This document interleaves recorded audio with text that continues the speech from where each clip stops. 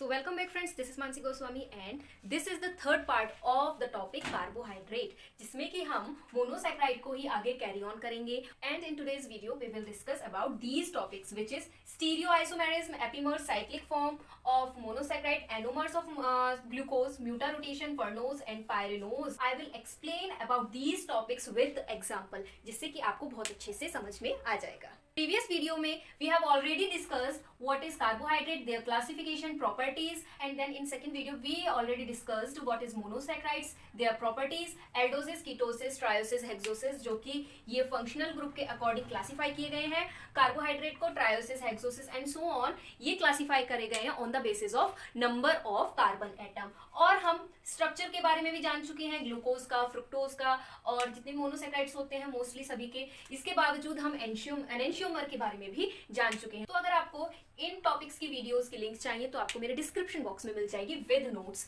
अब हम आज का जो टॉपिक शुरू करेंगे इसको जानने के लिए आपको पता होना चाहिए मोनोसैकेराइड जैसे कि ग्लूकोज है या फ्रुक्टोज है, इनके स्ट्रक्चर कैसे होते हैं. तो ये क्लियर हो जाएगा तो आपको ये टॉपिक्स भी बहुत अच्छे से क्लियर हो जाएंगे, कहीं कोई दिक्कत नहीं आएगी ना ही इनके स्ट्रक्चर में और ना ही इनकी प्रॉपर्टीज को जानने में. अब इसके नेक्स्ट वीडियो में हम डेरिवेटिव्स ऑफ मोनोसैकेराइड डिस्कस करेंगे जहां पर फिर हमारा मोनोसैकेराइड का टॉपिक खत्म हो जाएगा. तो इस वीडियो को लास्ट तक देखना and I hope you will get it all clear about monosaccharides and their properties. अगर आपको कार्बोहाइड्रेट की कंप्लीट नोट्स चाहिए तो उस पीडीएफ की लिंक आपको मेरे डिस्क्रिप्शन बॉक्स में मिल जाएगी. फुल्ली समझाया गया है पूरे नोट्स में और उन्हीं नोट्स को मैं यहाँ पर एक्सप्लेन कर रही हूँ ताकि आपको नोट्स बनाने में भी दिक्कत ना हो और समझने में भी दिक्कत. तो सबसे पहले हम डिस्कस करते हैं एपिमर्स के बारे में. तो क्या होते हैं एपिमर्स? अगर हम इसको डिफाइन करें तो दोज टू मॉलिक्यूल्स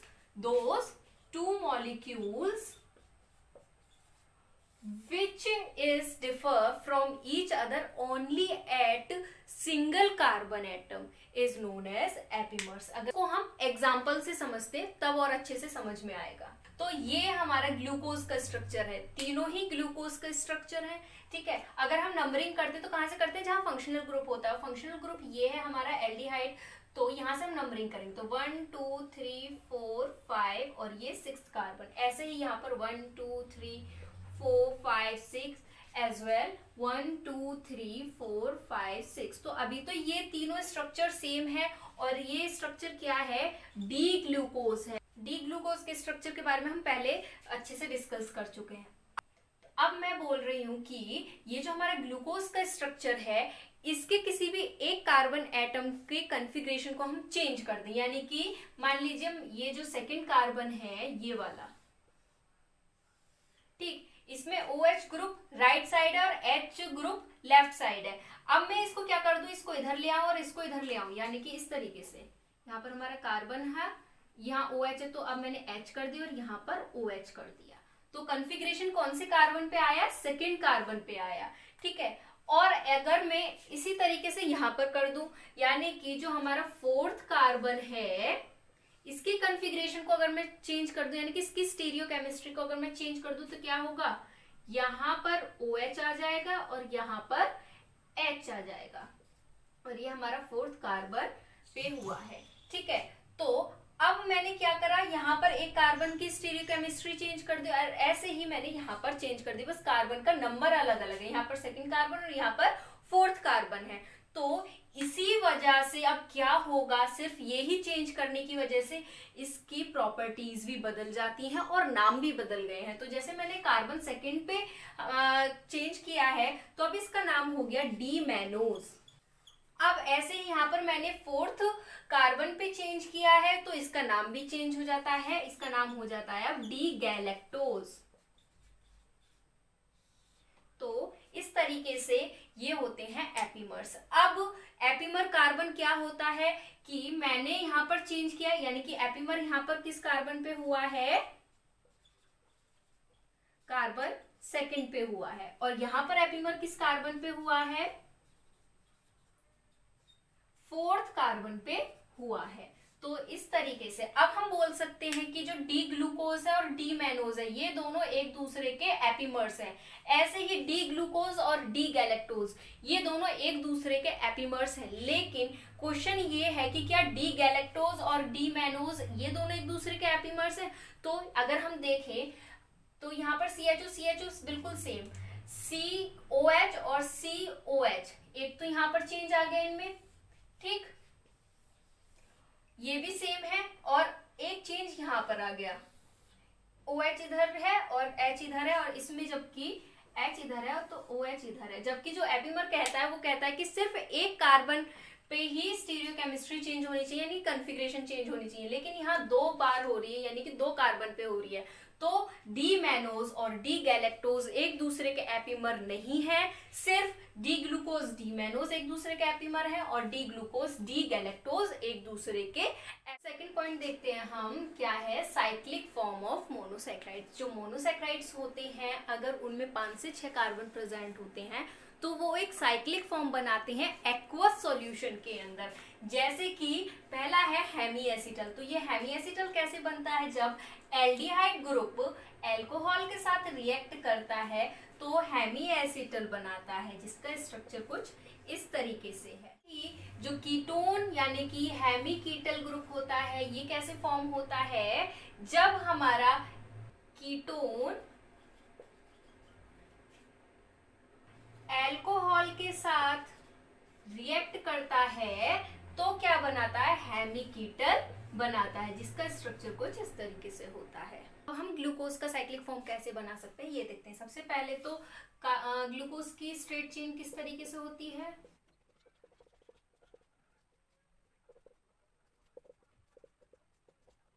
तो ये है हमारा डी ग्लूकोज, जो कि हम बहुत अच्छे से जान चुके हैं, अब तो इसका स्ट्रक्चर रट भी जाना चाहिए। अब क्या होता है, हम इसको ऐसे भी लिख सकते हैं, ठीक है, तो ऐसे भी लिख देंगे, कोई दिक्कत वाली बात नहीं है, एल्डिहाइड ग्रुप है। अब क्या करेंगे कि हमारा जो कार्बन फर्स्ट का ऑक्सीजन होता है ये जाके लिंक अप हो जाता है हमारे कार्बन 5 के हाइड्रोक्सिल ग्रुप के साथ, जैसे कि अभी हमने देखा था हेमीएसिटल में। तो क्या होगा फिर, ये रिंग चेन बना लेगा। तो रिंग चेन बनाने का सबसे आसान तरीका क्या है वो देखना है। तो पहले हम सबसे पहले हेक्सागन बना लेंगे, हेक्सागन यानी कि जिसमें 6 साइड्स होती हैं, ठीक है। अब ये वाला जो ऑक्सीजन है, क्योंकि ये लिंक अप हुआ है तो हम यहाँ इसको यहाँ से हटा के यहाँ लिख सकते हैं, ठीक है ना। तो अब ये वाला जो ऑक्सीजन है ये आता है यहाँ, और जहां पर ये ऑक्सीजन बाइंड अप हो रहा है उसी से ही नेक्स्ट पे कार्बन नंबर फर्स्ट को हम रिप्रेजेंट करते हैं, यानी कि ये जितने भी पॉइंट्स हैं ये कार्बन है हमारे, ठीक।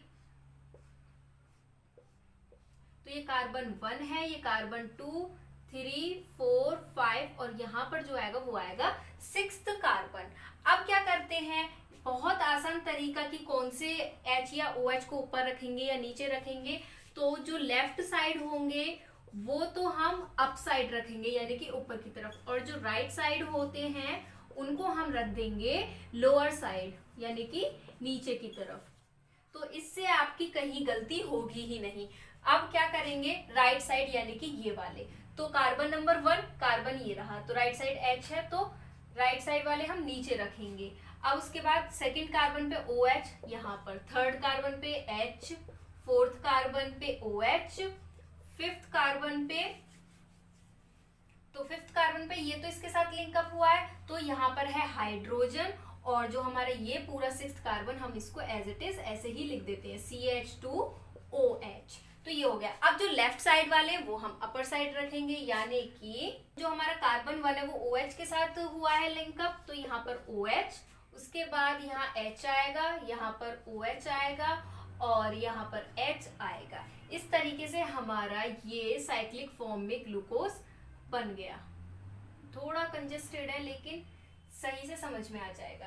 तो इस तरीके से ये हमारा बन गया डी ग्लूकोज का साइक्लिक स्ट्रक्चर, या हम बोले रिंग स्ट्रक्चर। अब यहाँ पर एक और चीज समझने वाली है कि अगर हमारा जो H ग्रुप है कार्बन फर्स्ट पे वो राइट साइड प्रेजेंट भी हो सकता है और वो लेफ्ट साइड भी प्रेजेंट हो सकता है, यानी कि अगर राइट साइड होगा तो ऑक्सीजन इधर की साइड होगा, ठीक है।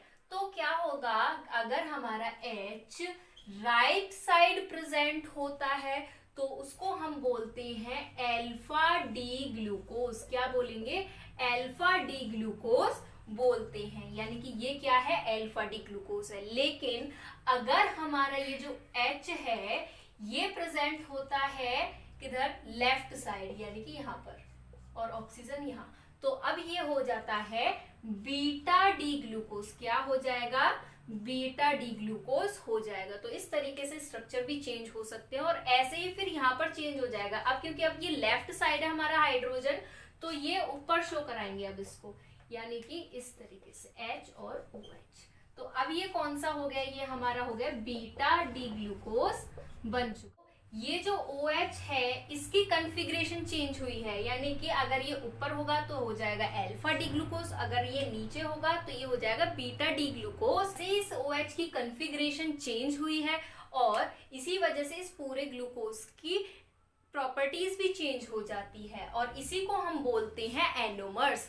अब जिस कार्बन पे ये कॉन्फ़िगरेशन चेंज होता है उस कार्बन को हम बोलते हैं एनोमेरिक कार्बन। तो ये कार्बन नंबर 1 है, कार्बन नंबर 1 पे ही ये चेंज हो रहे हैं, तो कार्बन नंबर 1 जो होता है ग्लूकोज का वो होता है एनोमेरिक कार्बन। तो एनोमर्स क्या होते हैं ये भी आपको समझ में आ गया होगा। अगर हम सिंपल भाषा में एनोमर्स की डेफिनेशन बोले तो क्या होगी, एनोमेरिक कार्बन पे जो OH का कॉन्फ़िगरेशन होता है वो चेंज हो जाता है, जिसकी वजह से जो प्रॉपर्टीज होती हैं वो भी डिफरेंट हो जाती हैं ग्लूकोज की, उसको हम बोलते हैं एनोमेरिक कार्बन या फिर एनोमर, और उस स्ट्रक्चर को हम बोलते हैं एनोमर्स। और इसके दो फॉर्म होते हैं ग्लूकोज में, अल्फा डी ग्लूकोज और बीटा डी ग्लूकोज।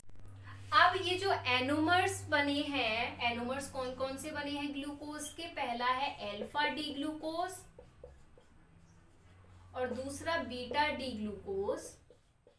तो हमने बोला जैसे ही OH की कॉन्फ़िगरेशन चेंज हो जाती है तो क्या होता है, इनकी प्रॉपर्टीज भी चेंज हो जाती है। जैसे कि एक मेन प्रॉपर्टी है इनकी रोटेशन, तो क्या होगा, अल्फा डी ग्लूकोज का रोटेशन हो जाता है +112 डिग्री और बीटा डी ग्लूकोज का रोटेशन हो जाता है +19 डिग्री। तो देखो रोटेशन में भी बहुत ज्यादा डिफरेंस है, इसी वजह से एनोमर्स में प्रॉपर्टीज भी चेंज हो जाती हैं। अब ये जो इनके रोटेशन में इतना चेंज आया है, इससे एक और प्रॉपर्टी आती है जिसको हम बोलते हैं म्यूटा रोटेशन। तो म्यूटा रोटेशन को हम आसान भाषा में कैसे डिफाइन कर सकते हैं कि जब कोई भी जो सब्सटेंस होता है हमारा, उसकी जो रोटेशन होती है टाइम के साथ चेंज हो जाती है, उसी प्रॉपर्टी, उस सब्सटेंस की इसी प्रॉपर्टी को हम म्यूटा रोटेशन कहते हैं। एग्जाम्पल के साथ समझते हैं, जैसे हमारा जो अल्फा डी ग्लूकोज होता है इसको हम जब मिक्स करते हैं वाटर के साथ, अल्फा डी ग्लूकोज किस फॉर्म में लेंगे हम, क्रिस्टल फॉर्म में लेते हैं, तो क्या होगा, ये अल्फा डी ग्लूकोज कन्वर्ट हो जाता है डी ग्लूकोज में। तो इस तरीके से ये एग्जाम्पल है म्यूटा रोटेशन का, और जिसमें कि इसकी रोटेशन भी चेंज हो जाती है। आते हैं नेक्स्ट टॉपिक, यानी कि पायरेनोज और फ्यूरेनोज क्या होता है।